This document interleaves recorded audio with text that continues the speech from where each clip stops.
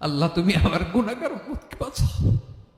এই দুনিয়ার বুকে রব্বুল আলামিন সব নবীকে একটা করে দাওয়া মুস্তাজাবা দিয়েছেন, মানে যে দোয়া করলে কবুল হয়ে যায় সাথে সাথেই। দুনিয়ার সব নবীরা ওই দোয়াটা দুনিয়ায় করে ফেলেছে।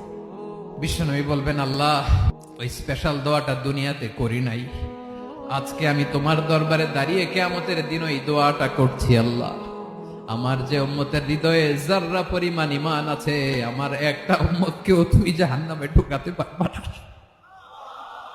বিশ্বনবী পাগলের মতো একবার হাউজে কাউসারে যাবেন, একবার সিরাতে যাবেন, একবার পুলসিরাতের দিকে, একবার হাউজে কাউসারের দিকে পাগলের মতো দৌড়াতে থাকবেন, তার কোন গুনাহগার উম্মত যাতে জাহান্নামে ঢুকে না যায়।